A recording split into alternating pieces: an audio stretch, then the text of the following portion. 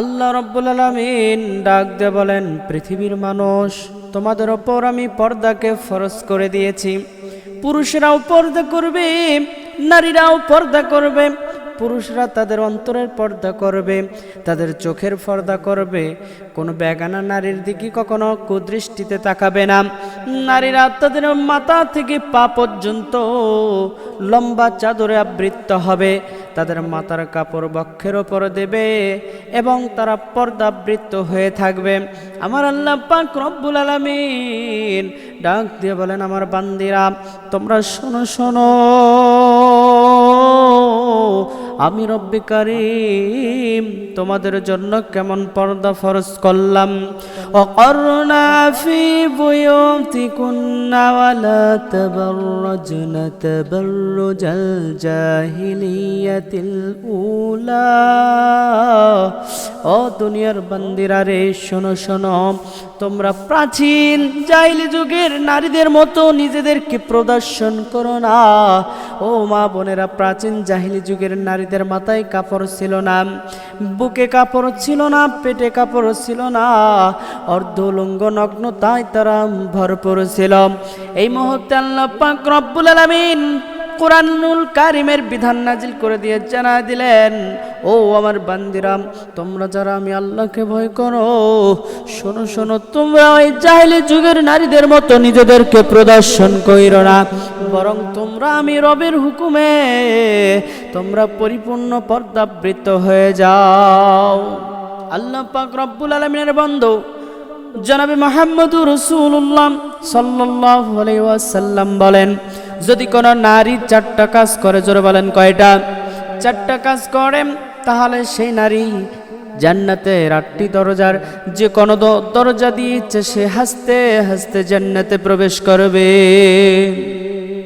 1 নম্বর, ইজা সাল্লাত মারআতু খামসাহা, যদি কোনো নারী 5 ওয়াক্ত নামাজ পড়ে, ওয়াসামাত শাহরাহা, রমজান মাসের সিয়াম পালন করে, হাফিজাত ফারজাহা, এবং ফরজ পর্দার হেফাজত করবে, ওয়াতাত যাওজাহা, যেই নারী তার স্বামীর বৈধ হুকুমগুলো পালন করবে, স্বামীর আনুগত্য করবে, 1 নম্বর নামাজ পড়বে, 2 নম্বর পর্দা করবে, 3 নম্বর রমজানের সিয়াম পালন করবে, 4 নম্বর স্বামীর খেদমত করবে। এই 4টা গুণ যদি কোনো মা বোনের মধ্যে থাকে রে, আমার আল্লাহর নবী ডাক দিয়া বলেন, ও আমার উম্মত, এই 4টা গুণের অধিকারী হওয়ার কারণে তোমরা নারীরা জান্নাতের 8টি দরজার যে কোনো দরজা দিয়ে ইচ্ছে তোমরা জান্নাতে প্রবেশ করতে পারবে।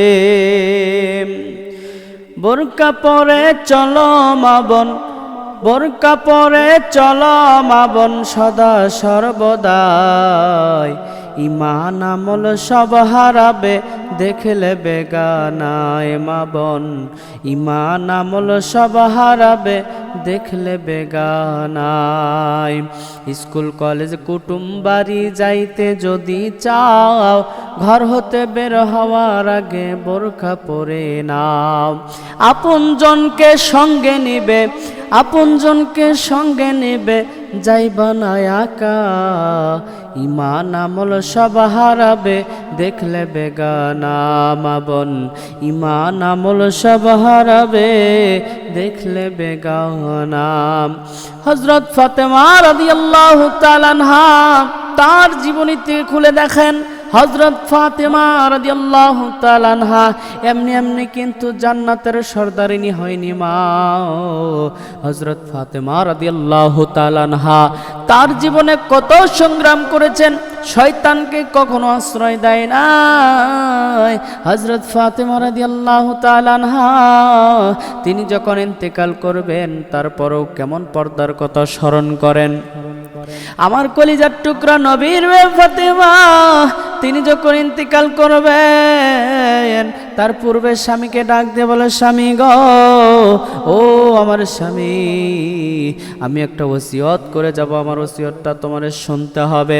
হযরত আলী রাদিয়াল্লাহু তাআলা আনহু ডাক দিয়ে বলে, ও প্রাণের বিবি, কি ওসিয়ত করতে চাও করো, আমি শুনব এবং তোমার কথাটি পালন করার চেষ্টা করব। আলীর কথা শুনে ফাতেমা ডাক দিয়ে বললাম, শোনো শোনো, আমি যখন মারা যাব, আমার মৃত্যুর পর আমার লাশটা যেন দিনের বেলা দাফন কাফন না করানো হয়। ও স্বামী গো, আমি যখন দুনিয়া থেকে চলে যাব, তখন যেন আমার জানাজার নামাজ দিনের বেলায় না করানো হয়। প্রাণের টুকরা স্বামী, আমি যখন দুনিয়া থেকে চলে যাব, আমার জানাজা দাফন কাফন রাত্রের মধ্যেই সম্পন্ন করে দেবে। ডাক দিয়ে বলল, বিবি রে, এই ওসিয়ত কেন করলা? ডাক দিয়ে বলতেছে, স্বামী, আমার জানাজার জন্য যদি মাইকিং করো আর প্রচার প্রসার করো যে নবীর মেয়ে মারা গিয়েছে, তাহলে সবাই তো আমার জানাজায় উপস্থিত হবে, সবাই আমার লক্ষ্য করবে ফাতেমা কত লম্বা ছিল, কত মোটা ছিল বা কত বড় ছিল। আমার পর্দা নষ্ট হয়ে যাবে। আমি চাই না আমি ফাতেমার পর্দাটা নষ্ট হোক। আল্লাহর হুকুম কেমন করে পালন করে। ও মা বোনেরা, ফাতেমার ওসিয়ত শুনে আলী বললেন, বিবি রে, তোমার ওসিয়ত যথাযথভাবে পালন করব। কিছুক্ষণের মধ্যে এই কথাটা যখন তারা ফাইনাল করে ফেলল, হঠাৎ করে একদিন ফাতেমা অসুস্থ হয়ে পড়লেন। ডাক দিয়ে বললেন, স্বামী, আমি মনে হয় আরো বাঁচব না। ফাতেমা রাত্রিবেলা ইন্তেকাল করলেন। ইন্তেকাল করার পর হযরত আলী রাদিয়াল্লাহু তাআলা আনহু তাকে গোসল দিলেন, সুন্দরভাবে তার কাপড় পরাইলেন। এবার কবর খনন করলেন। কবর খনন করে ফাতেমাকে কবরের দিকে নিয়ে যাবে, কিন্তু হযরত আলী রাদিয়াল্লাহু তাআলা আনহু কিছুক্ষণের মধ্যে ঘরের দরজায় কেমন জানি শব্দ শুনতে পাইলেন। একজন এসে ডাক দিয়ে বলে, আসসালামু আলাইকুম, ঘরে কেউ আসুনি, দরজা খুলে দাও। এই কথা শোনার সঙ্গে সঙ্গে আলী অবাক হয়ে গেলেন, এত রাত্রিবেলা কে আবার এই ঘরের মধ্যে চলে আসলো। বাবারা, এবার হযরত আলী রাদিয়াল্লাহু তাআলা আনহু ঘরের দরজা কান্না সিক্ত নয়নে দরজার সামনে যে যখন দরজাটা খুলে দিল, তাকায় দেখে আর কেউ নয়, বিশ্বনবী রাহমাতাল লিল আলামিনের সাহাবী হযরত আবু যর গিফারি রাদিয়াল্লাহু তাআলা আনহু ঘরের দরজার সামনে দাঁড়িয়ে আছে। এবার হযরত আবু যর গিফারি রাদিয়াল্লাহু তাআলা আনহু ডাক দিয়ে বললেন, ও আলী রে, অবাক হওয়ার কোনো কারণ নাই, কোনো টেনশন নাই।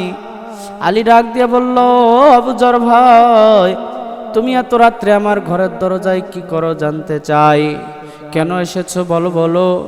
আবু যর ডাক দিয়ে বললেন, আলী রে, তুমি তো জানো না, আমি আবু যর রাত্রিবেলা যখন ঘুমাইয়া পড়ছিলাম, হঠাৎ করে আমার কলিজার টুকরা নবী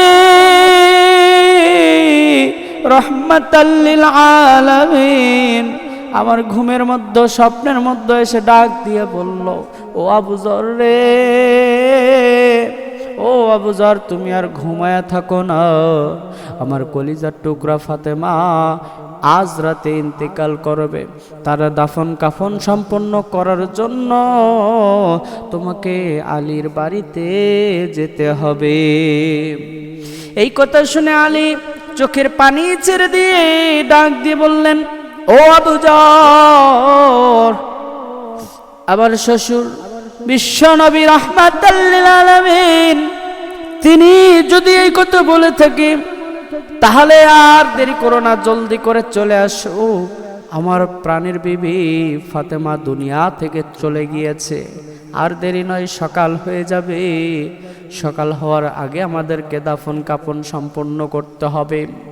আবু যর গিফারি রাদিয়াল্লাহু তাআলা আনহু আলী, হাসান, হুসাইন সহ ফাতেমা রাদিয়াল্লাহু তাআলা আনহাকে যখন কবরে নামাবে, তারা জানাজা করাইয়া জান্নাতুল বাগিতে যখন কবর খনন করে কবরে নামাইবে, হযরত আবু যর ডাক দিয়া বলে, ও কবর রে, তুমি কি জানো নি তোমার বুকে কারে রেখে যাই রে কবর? তোমার বুকে এমন একজন নারীকে রেখে যায় যিনি জান্নাতের সর্দারিনী ফাতেমা। কবর কোনো জবাব দেয় না। মা বোনেরা, দিলটা নরম করে দিবেন, একটু কান লাগায় শোনেন কেমন পর্দা করেছেন হযরত ফাতেমা রাদিয়াল্লাহু তাআলা আনহা। এমনি এমনি তো জান্নাত পাওয়া যায় না, জান্নাতের জন্য কাজ করতে হয়, আল্লাহর হুকুম মানতে হবে, রাসূলুল্লাহর আদর্শর হুকুম মতো চলতে হবে। মা বোনেরা, ফাতেমার ইন্তিকালের পর আবু যর কবরকে বলে, কবর রে, তুমি জানো নি তোমার বুকে কাকে রেখে যাই রে কবর? ও কবর, জান্নাতের সর্দার, জান্নাতের যুবকদের সর্দার হাসান হুসাইনের মা কে রেখে যাই। খবরদার, খবরদার, বেয়াদবি করবি না। কবর কোনো কথা বলে না। হযরত আবু যর ডাক দিয়ে বলে, কবর রে, তুই জানিস নি তোর বুকে কারে রেখে যায়? এ সাধারণ কোনো নারী নয়, সাধারণ কোনো নারী নয়, জান্নাতের 10 জন সাহাবীর একজন হযরত আলী, সে আলীর স্ত্রী, জান্নাতের স্ত্রী। এই ফাতেমা সাধারণ কোনো নারী নয়। ও কবরের খবরদার, খবরদার, এই আলীর স্ত্রীর সাথে বেয়াদবি করিস না। কবর কোনো কথা বলে না। আবু যর ডাক দিয়ে বললেন, ও কবর রে, তুমি জানো নি তুমি সাধারণ কোনো নারী তোমার মধ্যে পদার্পণ করে নাই, আসে নাই। ও কবর, তোমার বুকে যিনি শুয়ে থাকবে, তুমি শুনে নাও, শুনে নাও, সাধারণ কোনো নারী নয়, তামাম জাহানের বিশ্ব নেতা জনাবে মুহাম্মদুর রাসূলুল্লাহ সাল্লাল্লাহু আলাইহি ওয়াসাল্লামের কলিজার টুকরা মেয়ে ফাতেমাকে তোমার কাছে রেখে যায়। ও কবর, খবরদার, খবরদার, আমার নবীর মেয়ের সাথে কখনো বেয়াদবি করো না রে কবর। এবার নবীর মেয়ের ফাতেমা তাকে যখন কবরে রাখায় দিয়ে আবু যর গিফারি রাদিয়াল্লাহু তাআলা আনহু এমন করে এই কথা বলে, হঠাৎ করে কবর থেকে আওয়াজ আসলেন, ও আবু যর, শোনো শোনো, আমি কোনো হাসান হুসাইনের মাকে চিনি না, আমি কোনো আলীর স্ত্রীকে চিনি না, আমি কোনো জান্নাতের নারীদের সর্দার ফাতেমাকে চিনি না। ও আবু যর, আমি চিনি একমাত্র ঈমান এবং আমল। বিশ্বনবীর মেয়ে, হাসান হুসাইনের মা, আলীর স্ত্রী, জান্নাতি নারীদের সর্দারিনী, এগুলো আমার কাছে সব তুচ্ছ। আমি কবর যদি দেখি যে কোনো ব্যক্তির আমল ভালো আসে, তাহলে আমি কবর তার জন্য জান্নাতের টুকরা হয়ে যায়। আর কোনো ব্যক্তির আমল যদি খারাপ হয়, তাহলে আমি কবর তার জন্য জাহান্নামের গর্তে পরিণত হয়ে যায়। ও বাবারা, এই ফাতেমা রাদিয়াল্লাহু তাআলা আনহা, আমার নবী বলেন সে জান্নাতের সর্দারিনী। কেন? কারণ সে দুনিয়াতে থাকা অবস্থায় মৃত্যুর আগ পর্যন্ত পর্দার হেফাজত করে গিয়েছে। এই জন্য আমারও সবাদের উচিত, আপনারা অবশ্যই আল্লাহর হুকুম মতে, নবীজির আদর্শ মতে ফরজ পর্দা, এই পর্দার হেফাজত করবেন। দুনিয়াতে যদি একটু কষ্টও হয়, গরম লাগে, অশান্তি লাগে, তারপরও আল্লাহর হুকুম যদি পালন করতে পারেন, পরকাল আপনার জন্য জান্নাতের বাগান হয়ে যাবে।